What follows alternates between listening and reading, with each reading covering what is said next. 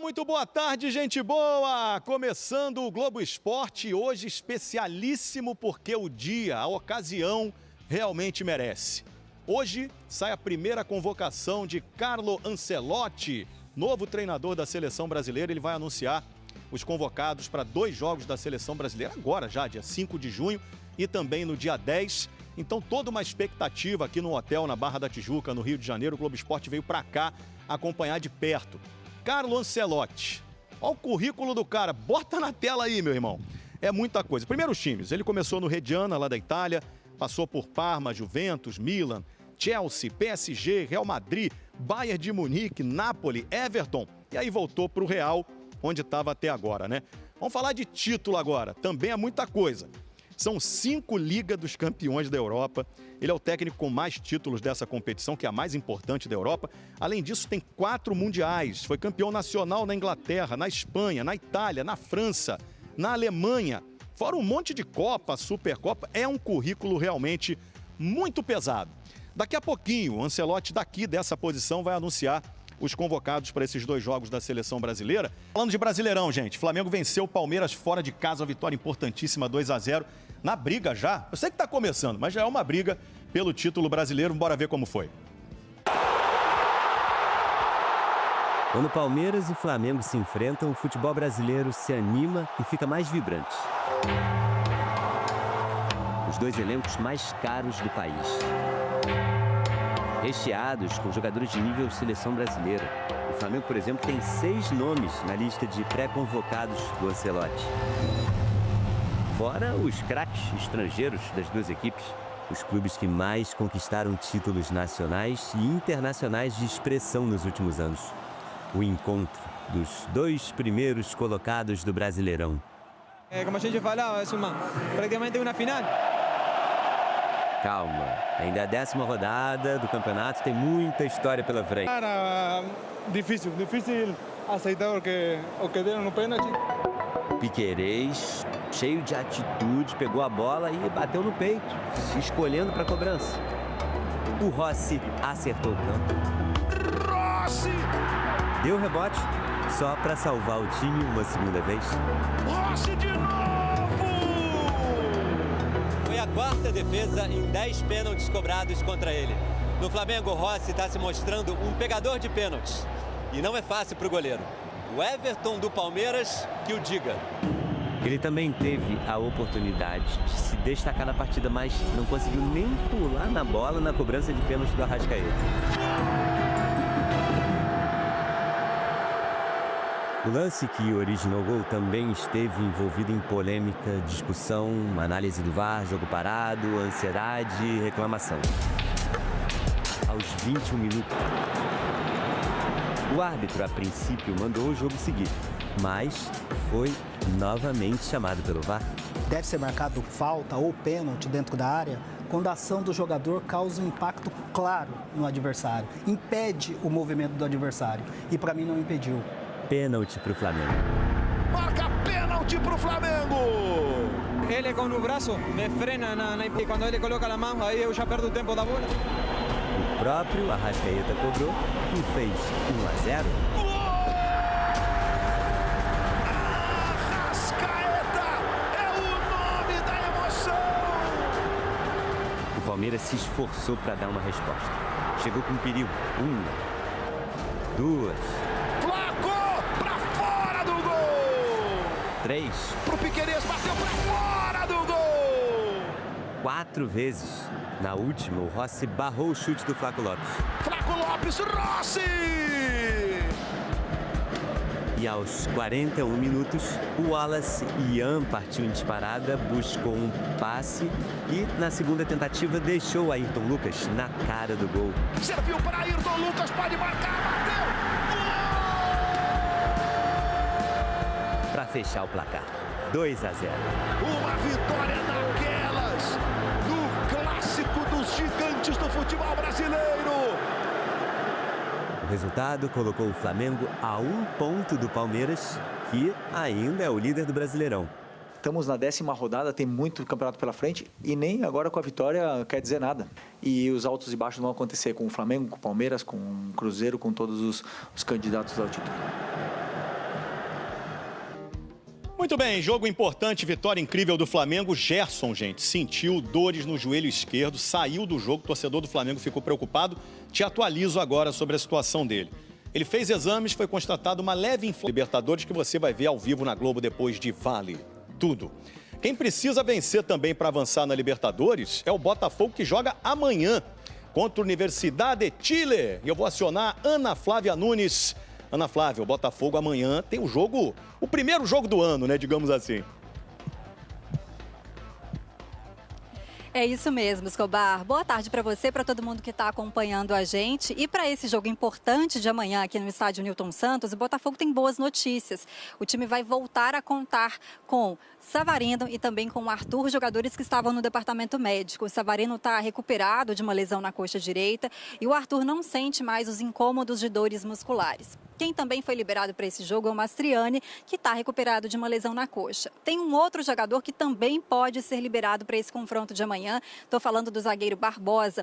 O Barbosa vem tratando há quase um mês um problema no pé esquerdo. Tem treinado já com o elenco e pode ser então que ele também seja liberado para essa partida de amanhã. Esse jogo contra a Universidade de Chile é realmente o jogo mais importante do ano do Botafogo até agora. A equipe precisa vencer amanhã para avançar às oitavas de final da Conmebol Libertadores sem depender de nenhum outro resultado. O Botafogo divulgou que mais de 30 mil ingressos foram vendidos de forma antecipada para esse jogo e a torcida está preparando mais uma vez uma grande festa, um grande espetáculo com o tradicional mosaico, algumas surpresas. Torcida do Botafogo pronta para fazer a parte dela amanhã aqui no Newton Santos. Escobar.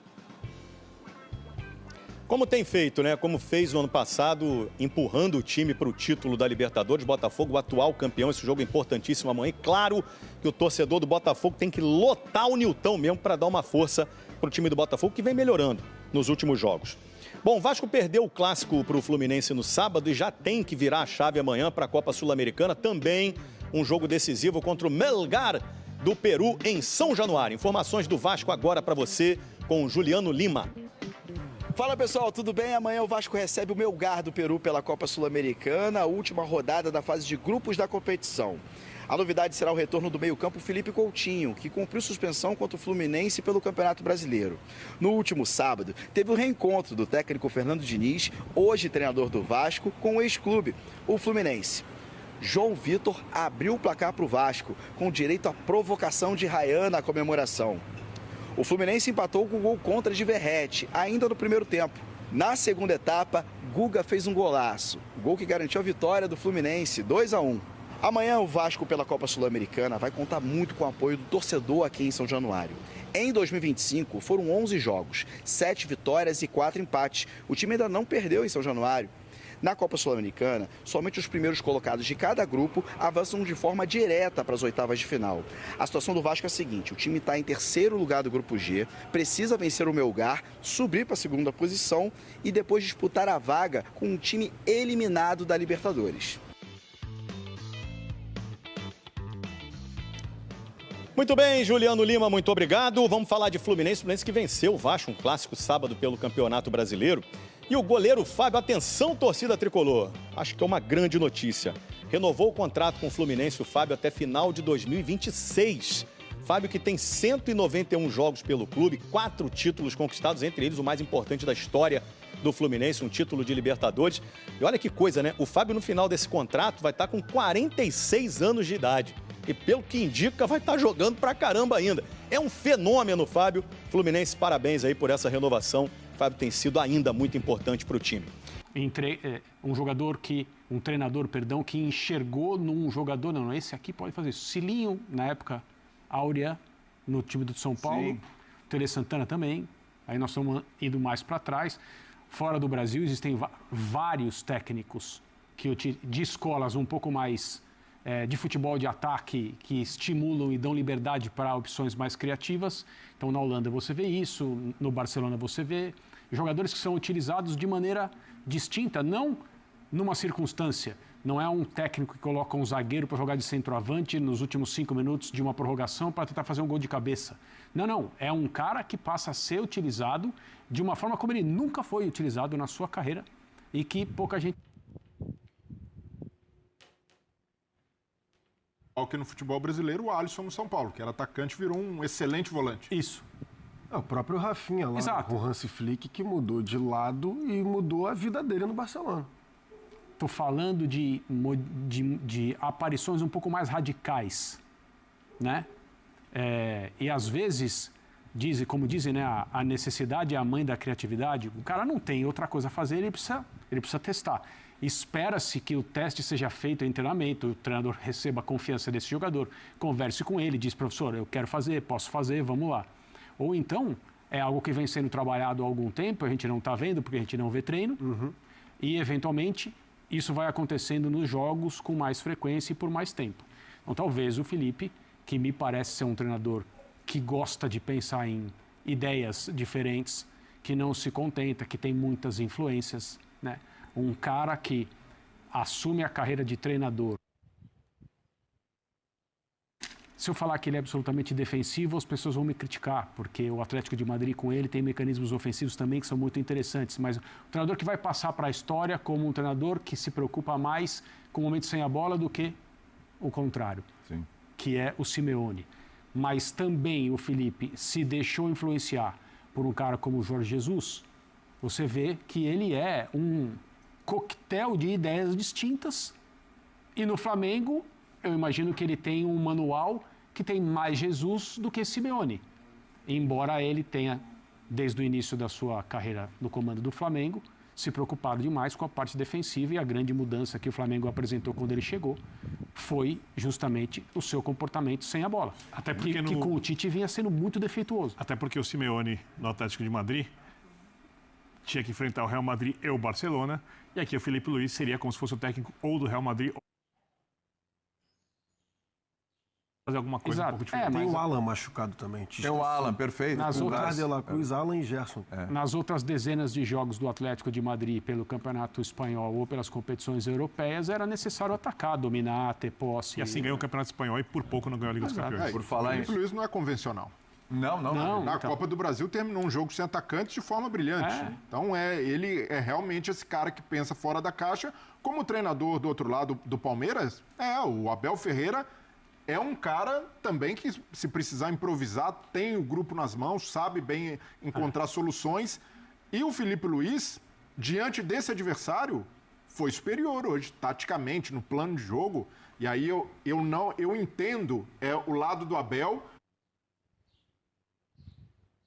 Vocês não concordam que seja uma formação mais conservadora, mas para mim não vejo nenhum problema em escalar dessa forma, até pelo adversário que tinha do outro lado. Mas o Abel, sendo esse cara, e o Felipe Luís conseguir superá-lo, já mostra que está numa trajetória muito boa. Agora a gente vai entrar na polêmica. Já o áudio do VAR, já os lances, né, que geraram 2 pênaltis no jogo, outros lances polêmicos, mas antes de tudo, o bate-boca de diretorias no pós-jogo. Aliás, a gente começa até pelo assistente do treinador do Palmeiras, o João Martins, falando um pouquinho sobre o jogo, mas ele já dá uma cutucada, né? Vamos lá. São factos, são números e não podemos fugir a eles. Essa questão do mesmo lado é o jogador que decide, o jogador é que está lá no momento da pressão. Um pênalti é a oportunidade mais flagrante de um jogo de futebol e nós temos que ser eficazes. Hoje fez toda a diferença. Não há desculpas nem há razões para falhar 4 em 8, não foi? Temos que trabalhar mais. Primeiro que tudo, ficar bem claro, independentemente de tudo, houve a nossa ineficácia no pênalti. E depois, o que é que eu lhe digo? Existem regras para cumprir e aqui no Brasil são peritos a todas as jornadas e rodadas e inventam. Nós manda no jogo. O Ramon não consegue tomar uma decisão sem esperar que o VAR lhe diga que sim. Nunca vi isto, não vejo isto em lado nenhum. Antes nós vimos o árbitro marcou um pênalti, o VAR não interviu, só disse foi impedimento, não foi. E a regra deste pênalti, do nosso pênalti, é muito simples. O VAR só tem que dizer se é dentro ou se é fora. Na dúvida, deixa seguir a decisão do campo. É simples e clara a regra, não sei o que é que eles gostam de inventar. Sabemos que era impossível marcar 2 pênaltis do Flamengo em 45 minutos, é impossível no Brasil. Principalmente aqui há sempre a lei do jeito e do jeitinho brasileiro da compensação. sabia contra. Já marcou um, agora vai ser sempre contra. É assim que funciona aqui, é assim que nós temos que viver, por isso é que muitas vezes de contacto. Se o Murilo tivesse agarrado, eu era o primeiro a dizer agarrou, é penalti. Agora o Murilo usou o corpo dele para ganhar posição simples, né? E se nós formos chama e condiciona ao máximo com imagens paradas e quando assim é, eu sei que o penalti foi marcado porque houve um penalti no primeiro tempo, porque nós damos o nosso melhor todos os dias, somos profissionais a toda a hora e a única coisa que exigimos por causa da eficácia que não tivemos, mas independentemente disso tudo as regras são para se cumprir e hoje foi claramente um jeitinho brasileiro.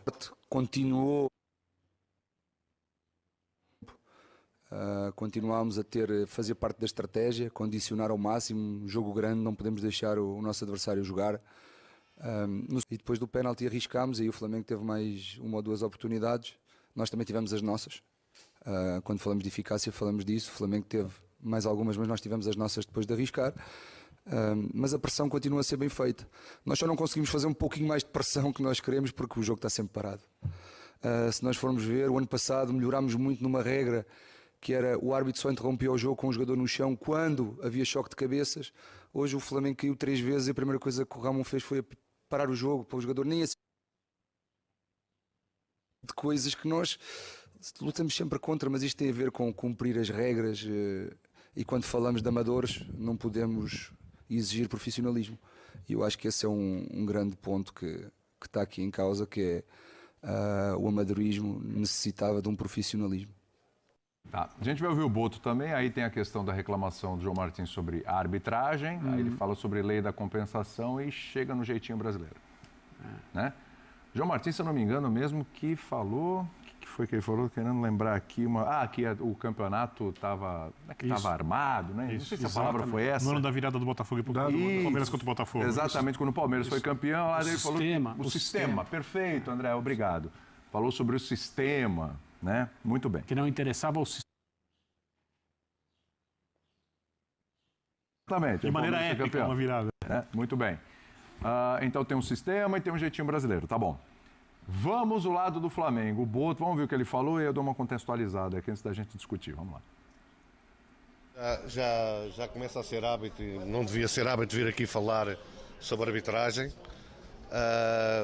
mas é triste ver um jogo, que é um jogo até bem disputado, contra uma equipa muito boa como é o Palmeiras, e ver o treinador deles a falar de arbitragem, ver ali dentro um dirigente deles a invadir a cabine do árbitro, como se eles tivessem razão de queixa do que se passou ali dentro. O que se passa ali dentro é um penalti que é fora da... Penalti não, uma falta que é fora da área, que o árbitro transforma em penalti.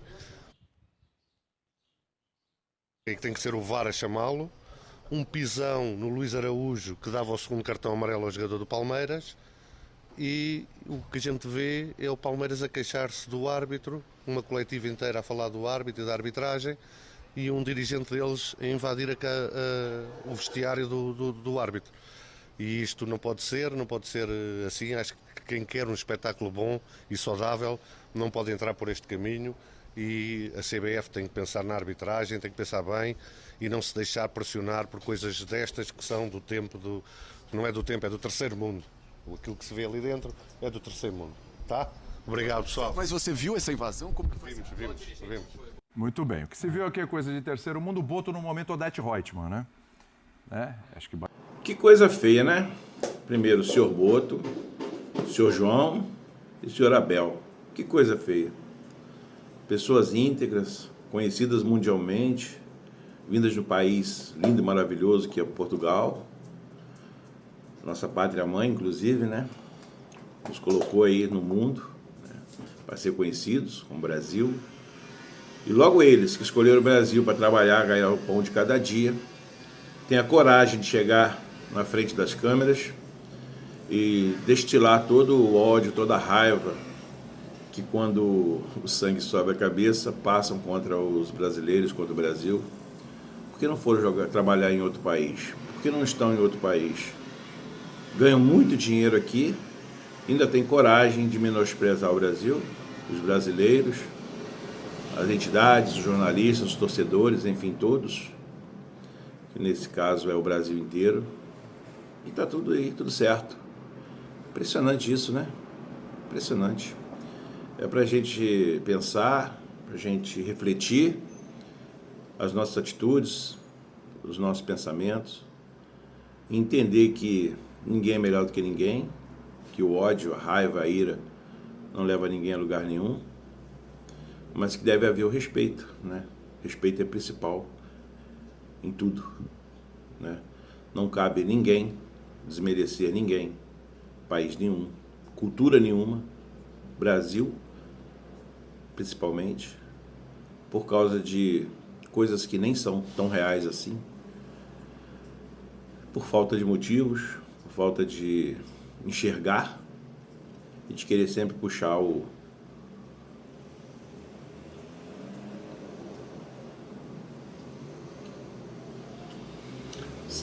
a sardinha para o seu lado. É uma pena que isso aconteça e que vai continuar acontecendo, porque no Brasil a impunidade reina. Vida que segue.